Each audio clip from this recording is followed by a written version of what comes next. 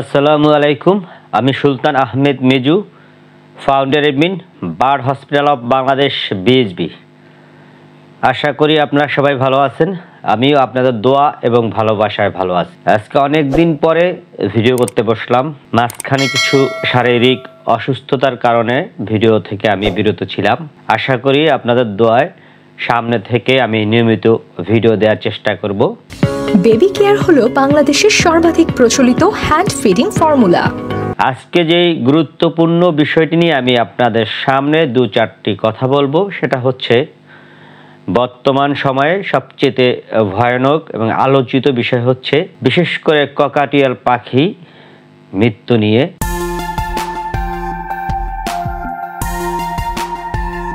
এটা সব বিডারকে কম বেশি ভোগাচ্ছে। এই বিষয়টি নিয়ে আমি আমার যে অবজারভেশন, আমার গত 3 মাসে আমি যে এটা নিয়ে যে কাজ করেছি, আসলে এটার মূল কারণ হচ্ছে ক্যাঙ্কার পরজীবী আরো শক্তিশালী এবং আরো আপডেট হয়ে ককাটেল বেবিকে আক্রান্ত করছে।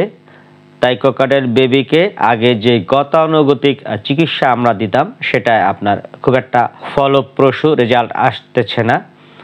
তাই আমি এটা নিয়ে দীর্ঘ 3 মাস মোটামুটি গবেষণা করে বিভিন্ন পর্যালোচনা করে যে নতুন চিকিৎসা ব্যবস্থা, কার্যকরী নতুন চিকিৎসা ব্যবস্থা নিয়ে আসছি, সেটা নিয়ে আমি আজকে আপনাদের সাথে আমার বিস্তারিত মতামত আমি প্রদান করব।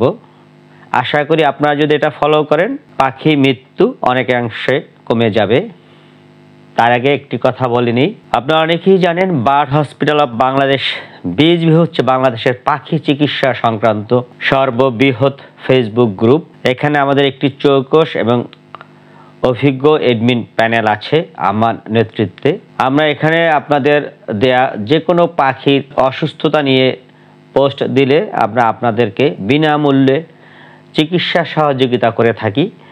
তাই আপনাদের মাঝে এখনও যারা আমাদের group bird hospital of Bangladesh বিএইচবিতে জয়েন করেননি, আশা করি খুব অল্প সময়ের মধ্যে জয়েন করে নেবেন। এখন আসি মূল আলোচনায়। বর্তমান সময়ে ভয়ঙ্কর ক্যাঙ্কার যে রূপ নিয়ে আমাদের মাঝে উপস্থিত হয়েছে, এটার কি কি চিকিৎসা ব্যবস্থা গ্রহণ করবেন, অর্থাৎ পরিবর্তিত এবং আপডেট চিকিৎসা ব্যবস্থা আমি আপনাদের সামনে প্রোভাইড করব। আশা করি আপনাদের উপকার হবে। আমরা এতদিন পাখির ক্যাঙ্কারে আক্রান্ত হলে 2+ ডায়ারবেট অর্থাৎ মেট্রোনিডাজোল অথবা রনিনিডাজোলের মেডিসিন দিয়ে পাখিকে ভালো করে আসছিলাম, কিন্তু গত 6 মাস ধরে এর কার্যক্ষমতা অনেকটাই কমে গেছে।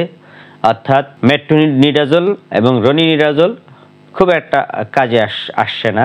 গত 3 মাস আগে আমি আমার লফটে আমি প্রায় 23 পেয়ার ককাটেলকে ব্রিডে দেই।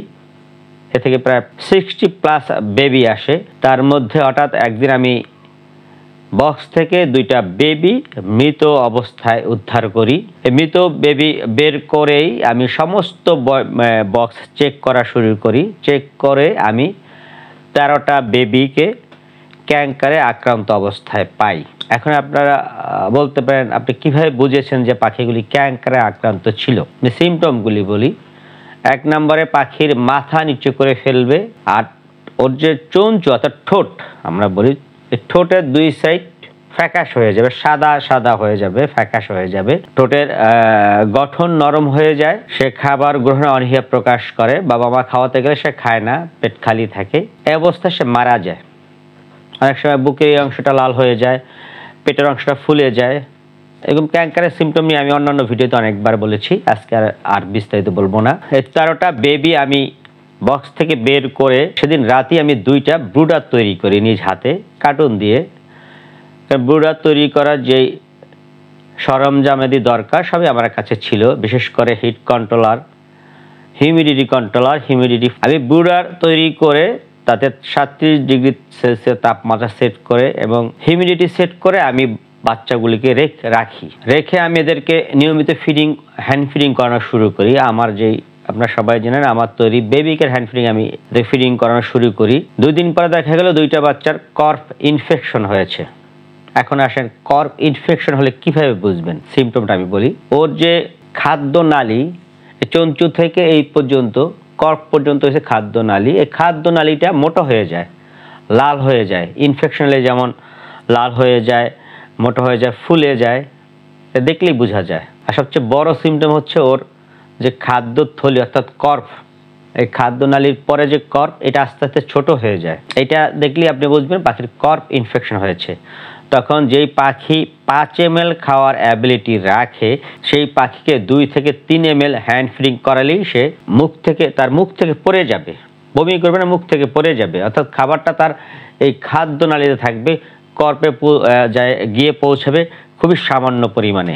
এটাই হচ্ছে কর্প ইনফেকশন। প্রথমে পাখি ক্যাঙ্কারে আক্রান্ত হবে, একটা পর্যায়ে আপনার কর্প ইনফেকশন হবে, পরে পাখি মারা যাবে। আর গত 3-4 মাসে যত পাখির কর্প ইনফেকশন হয়েছে তার বেশিরভাগ 99% পাখি মারা গিয়েছে। আমার এই 13টা পাখি, প্রথমে 2টা পাখির কর্প ইনফেকশন দেখা দিল, তারপর আমি তাদেরকে মেডিসিন প্রয়োগ শুরু করলাম।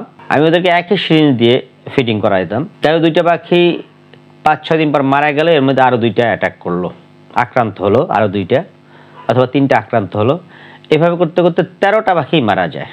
আমি তাদেরকে পর্যাপ্ত তাপের মধ্যে রেখেছিলাম এবং তাদেরকে নিয়মিত ফিডিং করাইতেছিলাম।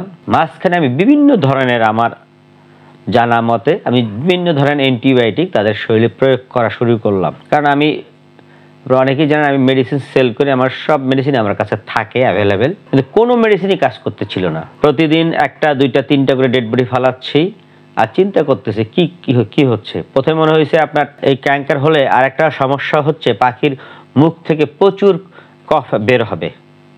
এখন কফ দেখে আমি প্রথমে মনে করেছিলাম ঠান্ডা, সাথে ক্যাঙ্কার। এই জন্য আমি ফ্লোরফেনিকল, অ্যামোক্সিসিলিন বিভিন্ন ধরনের অ্যান্টিবায়োটিক প্রয়োগ করলাম, কোনো কাজ হচ্ছিল না। লাস্টে 13টা বাচ্চা মারাই গেল। তো বাচ্চা মারা গিয়েছে একটা সমস্যা। সবচেয়ে বড় সমস্যা হচ্ছে আমি 64,000 মেম্বারের একটি গ্রুপের প্রতিনিধিত্ব করি। আমার চিন্তা হয় কি, যখন একটা পাখি মারা যায় আমি যেন আইডেন্টিফাই করতে না পারি, তখন আমি এটা আইডেন্টিফাই না করে আমার মধ্যে স্বস্তি ফিরে আসে না। কারণ আমি 64,000 মেম্বারের দায়িত্ব আমার কাঁধে, এদের পাখি আমার চিকিৎসা করাতে হয়। তাই গত 3 মাস এটা নিয়ে আমি ব্যাপক গবেষণা আলোচনা করে আমি এটা সমাধান বের করতে পেরেছি। সেইটাই নিয়ে আমি আপনাদের সামনে আজকে বিস্তারিত বলবো। তার আগে আরেকটি কথা বলে দিই, আপনারা অনেকেই জানেন বার্ড হসপিটাল অফ বাংলাদেশ বিএইচবির ফাউন্ডার এডমিন হিসাবে আমি দীর্ঘদিন পাখি চিকিৎসা দিয়ে আসছি। তাই আমার music expert of bird treatment YouTube চ্যানেলের সমস্ত ভিডিওগুলো সাধারণত পাখি চিকিৎসা সংক্রান্ত বিষয় হয়ে থাকে। তাই আপনাদের মাঝে পাখি চিকিৎসা সংক্রান্ত বিষয়ে শিখতে আগ্রহী, বুঝতে আগ্রহী, জানতে আগ্রহী ব্যক্তিবর্গ আমার চ্যানেলকে আশা করে সাবস্ক্রাইব করবেন এবং পাশে থাকা বেল আইকনটি বাজিয়ে রাখবেন। তাহলে আমি ভিডিও আপলোড করার সাথে সাথে আপনার কাছে নোটিফিকেশন চলে যাবে। আপনি খুব সহজেই আমার ভিডিওগুলো আইডেন্টিফাই করে দেখতে পারবেন। যে কথা বলতেছিলাম, আমি যেই বিষয়টা আবিষ্কার করেছি, আমরা যারা সবাই জানি ক্যাঙ্কার একটি পরজীবী। এটা মূল কাজ হচ্ছে আপনার চঞ্চু অর্থাৎ ঠোঁট থেকে শুরু করে তার খাদ্যনালী অর্থাৎ গিজার্ড পর্যন্ত টোটাল সিস্টেমকে সে নষ্ট করে ফেলে, ইনফেকশন করে ফেলে, অর্থাৎ নাড়িভুড়ি পচিয়ে ফেলে। এখন যখন একটি পাখির কর্প ইনফেকশন হয়, অর্থাৎ কর্প যখন তার পচিয়ে ফেলে, পচন ধরায়, তখন আমরা কি চিকিৎসা করি? ডায়রোভেট দিয়ে অথবা রনিভেট দিয়ে অথবা রোনেক্স দিই, অর্থাৎ মেট্রোনিডাজল অথবা রনিনিডাজল দিয়ে থাকি। মেট্রোনিডাজলের ক্ষেত্রে আমরা 2+ দিই, কারণ এটা টক্সিন বাইন্ডার, এটা যে কোনো জীবাণু মেরে ফেলে।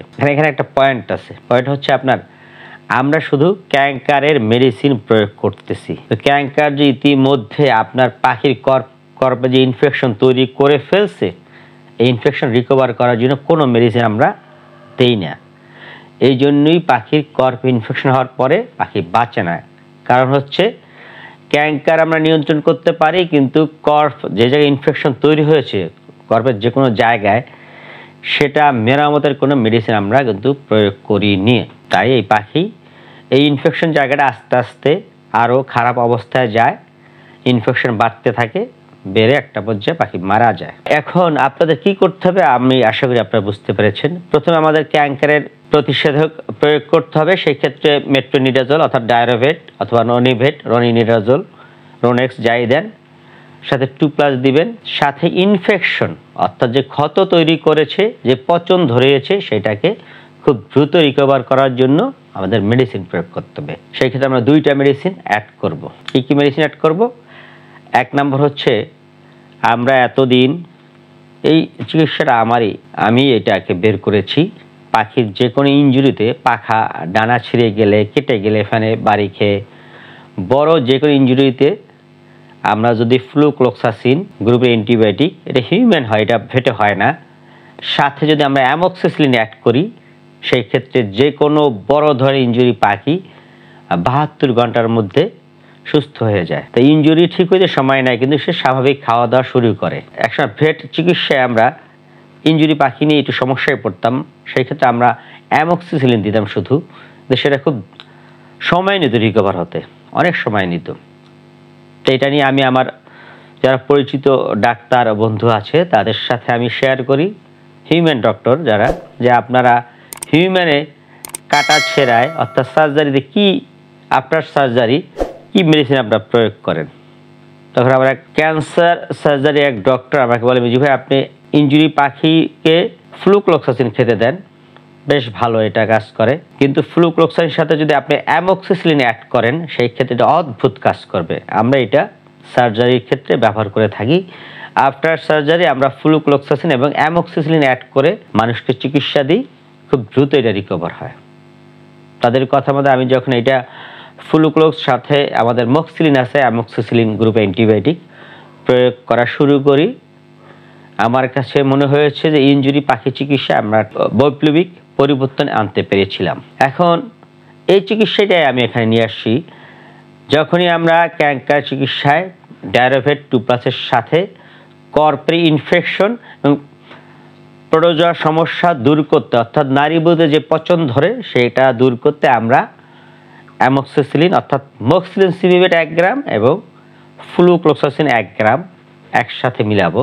অর্থাৎ ডোজটা হবে এরকম, ডায়ারোভেট 1 গ্রাম, 2+ 1 গ্রাম, মক্সিলিন সিভিবেট 1 গ্রাম আর হচ্ছে ফ্লুক্লোক্স 1 গ্রাম একসাথে হাফ লিটার পানিতে মিলিয়ে দিনে 2 বার বেবি পাখিকে ধরে খাইয়ে দিবেন।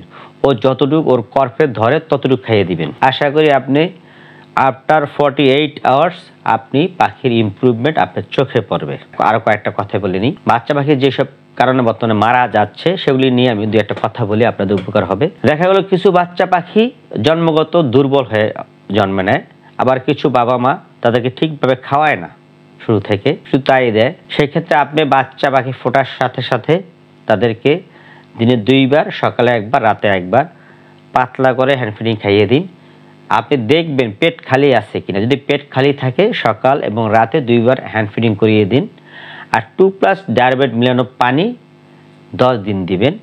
আশা করি বেবি পাখি মৃত্যুর হার অনেকাংশে আপনার কমে যাবে। যার আগে আরেকটি কথা বলিনি, আমার ভিডিও দেখে আপনাদের মধ্যে যদি কোনো কিছু জানার আগ্রহ থাকে, জানার ইচ্ছে হয়, অবশ্যই আমার ভিডিওর কমেন্ট অপশনে গিয়ে কমেন্ট করবেন এবং আপনাদের পাখির চিকিৎসার সাথে আমার ভিডিওগুলোকে লাইক, কমেন্ট এবং শেয়ার করবেন।